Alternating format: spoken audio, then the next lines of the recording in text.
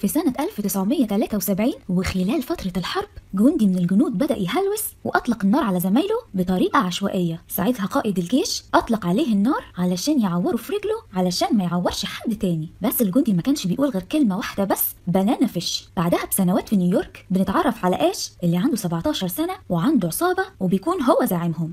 آش لقى راجل مرمي على الأرض وبيموت في شارع جانبي. الراجل ده اداله وعاء واداله عنوان في لوس أنجلوس وبرضه قال بنانا فيش. 2 من عصابة آش قالوا له إن دينو أكبر زعيم مافيا في المدينة أمرهم إنهم يقتلوا الراجل ده. آش رجع البيت وصاحبه سكيبر قال له إنه في مصور ياباني ومعاه المساعد بتاعه جايين علشان يقابلوا آش. فاكرين الجندي اللي كان في الحرب؟ في الحقيقة بقى إن الجندي ده هو أخو آش الكبير. الغريبة بقى إن هو ما بيقولش غير بنانا فيش وما بيقولش حاجة تانية خالص. آش جمع العصابة بتاعته وقال لهم إنهم لازم يسمعوا كلامه هو مش كلام دينو. في الوقت ده بيكون في واحد مزروع في عصابة آش وبيخطط علشان يوقع آش وعصابته. آش بيروح للدكتور واداله الوعاء علشان يفحصه. بعدها آش بيكون في بار وهنا بنتعرف على إي جي مساعد المصور اللي سكيبر قال له عليهم. آش جاله تليفون من صاحبه اللي قال له إن هو لازم يمشي فورا لأن الشخص اللي خاين لعصابته هيهجم عليه دلوقتي. وفعلا حصلت خناقة كبيرة قوي في البار وسكيبر وإي جي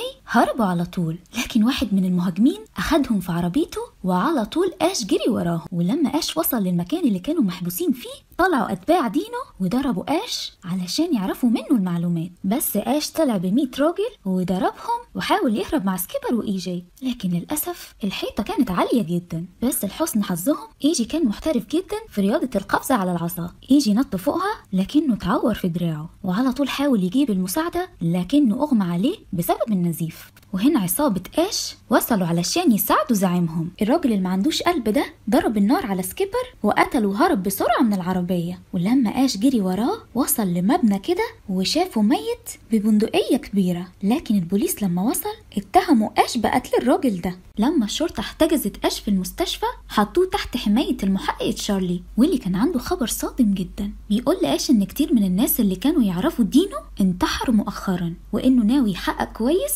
ويكتشف السبب. تشارلي جاله تليفون من ضابط قال له انه آش هيدخل السجن، ولان تشارلي يعرف آش كويس وصى عليه وقال لهم ان هم لازم يحطوه مع ماكس في نفس الزنزانة. ماكس ده هو اللي كان مع اخو آش الكبير وقت الحرب، ويا عيني دخل السجن بتهمة انه ضرب على الجندي زميله اخو آش الكبير. محدش يعرف اللي حصل خالص. اما بقى على الجهة الاخرى الدكتور بيكون اكتشف الوعاء اللي آش اداهوله ده انه بيأثر على العقل. وفي السجن بقى آش افتكر دينو لما اعتدى عليه وهو عنده يدوبك 11 سنة بس. هنا بقى قرر آش ان هو ينتقم منه اشد انتقام. وفي عيادة السجن آش كان بيسأل ماكس عن كلمة بنانا فيش دي علشان يشوف ردة فعل ماكس ويقول انه في ضابط كتب كتاب عن الجملة دي. بس الكتاب كمان موجود في مكتبة السجن. ولما آش شاف صورة الكتاب عرف انه نفس الراجل اللي اداله الوعاء قبل ما يموت. يجي زار آش في السجن وقال له ان الراجل الخاين اللي كان من اتباعه دلوقتي بقى قائد العصابة بتاعة آش. وقبل ما يمشي آش قرب لإي جي وحط له كبسولة فيها رسالة. يجي لما قرأ الرسالة آش كان طالب منه انه يروح لواحد من اتباعه المخلصين علشان ياخدوا الوعاء من الدكتور ويخبيه، بس يجي ملقاش اي حد خالص من اتباعه فقرر يروح عند الدكتور بنفسه. لكن واحد من رجالة الخاين كان بيمشي ورا اي جي وفعلا وصل لعيادة الدكتور وقابل اخو آش اللي كان تحت رعاية الدكتور. بس الخاين ظهر هناك وطلب معلومات من اي جي عن حوار بنانا فيش ده لانه متأكد ان آش هو اللي بعته. ابراهيم واحد من رجالة دينو اول ما شاف العقار اخده على طول، واول ما اخو آش شم الريحة دي اللي هي بتاعة العقار بيدخل في حالة هيجان. ابراهيم اتوتر جدا وضرب النار على اخو آش. والمصور اللي جاي مع اي جي وواحد من اتباع آش المخلصين وصلوا وحاولوا يمسكوهم لكن الباقيين هربوا ومعاهم العينة. كلهم دخلوا على عيادة الدكتور لإنقاذ أخو آش. وهنا الدكتور بيقول لهم إن العقار ده بيخليك تهلوس، ولما اختبروه على الفئران خلاها تبقى عدوانية وتهجم على بعضها أو تنتحر. وهم بيتكلموا كده أخو آش بيموت خلاص. محامي ماكس ساعد آش علشان يخرج من السجن ويثبت إن التهمة كانت ملفقة. وفي الوقت ده المحقق تشارلي والمصور وإي جي مستنيين آش بره، بس لما عرف بخبر وفاة أخوه قرر إن هو يروح وينتقم من دينو فورا. تشارلي والمصور حاولوا يوقفوه لكن إي جي أصر يساعد آش. وفي الاجتماع بين الخاين ودينو قال له ان البنانا فيش هو اسم العقار هيغير العالم كله. اش راح مع اي جي علشان يقابلوا التابع بتاع اش، واصر يروح معاهم لدينو. التلاتة كانوا بيدوروا على مكان ينفذوا فيه خطتهم، واش قال لازم يروحوا البار اللي بيديروا عصابة دينو. ماكس اختفى وهرب من السجن ولقى المصور وقال له انه فعلا دينو رايح، وان اش واي جي ممكن يكونوا رايحين هناك هما كمان. ولما وصلوا اش ضرب النار على دينو، لكن الخاين هاجموا من مبنى فوق. ماكس والمصور ساعدوهم علشان يهربوا للميناء، ودينو امر رجالته انه يطاردوا اش. ماكس خد اش لمكان امن وقال له يروح للبار اللي كبر بيه مع اخوه. ماكس بيقول له هناك في صور ورسائل سابها له اخوه، ولانه الوحيد اللي يعرف الحقيقه،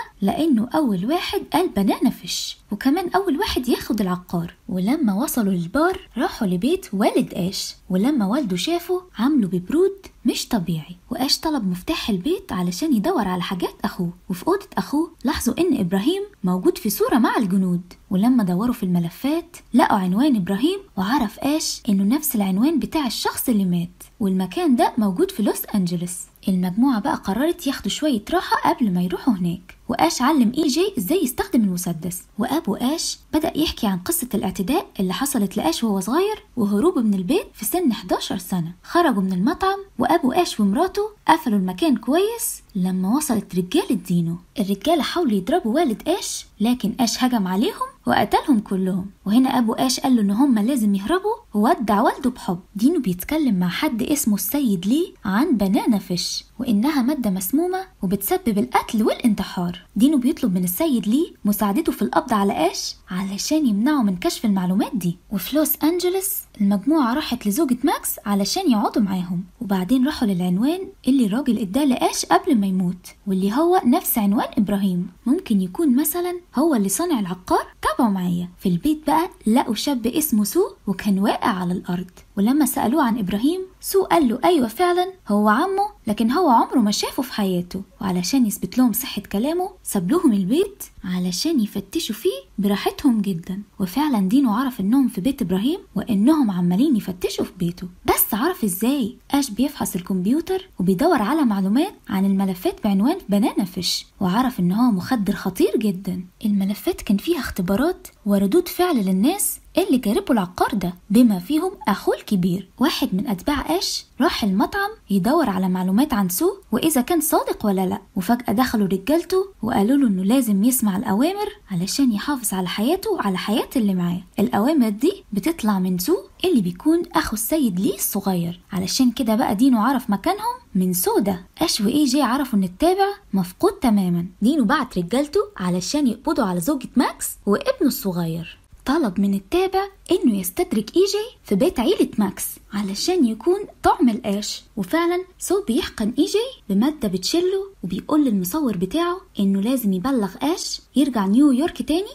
او بقى اي جي هيكون لعبة من العاب دينو. اكيد فاهمين قصدي. آش بيوصل والمصور بيقول له اللي حصل في البيت. في نفس اللحظة دي بنلاقي اخو ابراهيم بيعرف نفسه. آش بيحكي على اللي حصل لاخوه الكبير لما كان جندي، واهتمامه بالحصول على معلومات عن بنانا فيش ده. اخو ابراهيم هنا بيفجر المفاجأة وبيقولوا انه هو اللي صنع المخدر، وبيشرح لآش وماكس انه بيكبر المشاعر زي الكره مثلا او الخوف او الغضب، بيخلي الناس تقتل بعض، ولو اتروت كويس بينفذ اي اوامر، حاجة كده زي الحيوانات وانتم بكرامة. علشان كده قرر اخو ابراهيم انه يدمره ويمحيه من الوجود. لكن ابراهيم اخذ المخدر وبدأ يجربه على الجنود، ومن ضمنهم اخو آش. آش بيكتشف ان دينو اتفق مع ابراهيم على صفقة مع الحكومة الامريكية لاستعمال المخدر ده على جنودهم علشان يقتلوا اكبر عدد من الضحايا وقت الحرب. رجالة دينو بتاخد آش واللي معاه لنيويورك تاني، وبيحرقوا البيت كله علشان يتخلصوا من الملفات. الخاين وسو بياخدوا التابع واي جي عند دينو، والخاين بيحقن التابع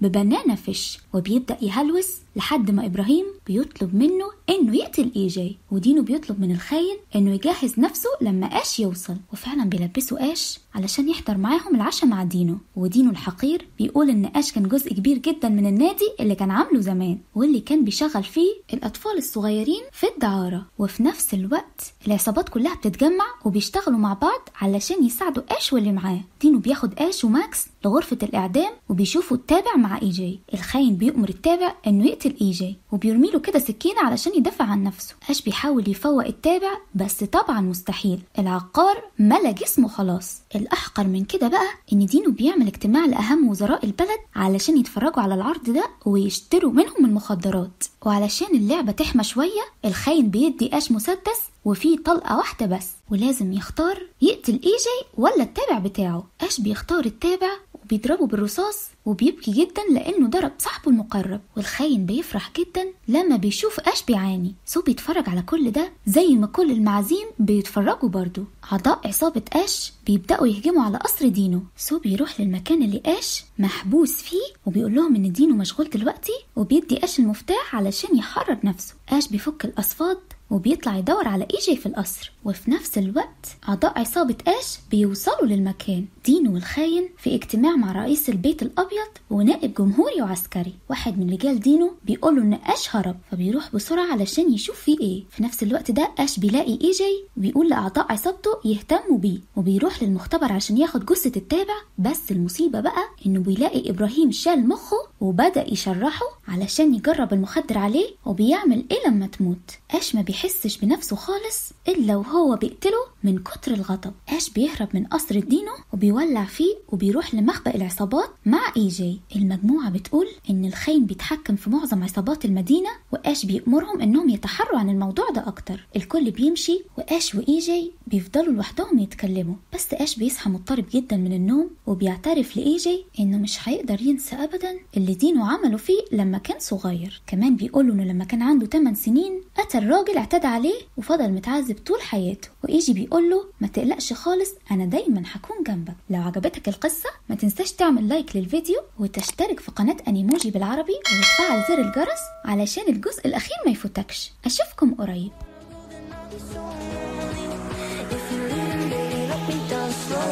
Let me down.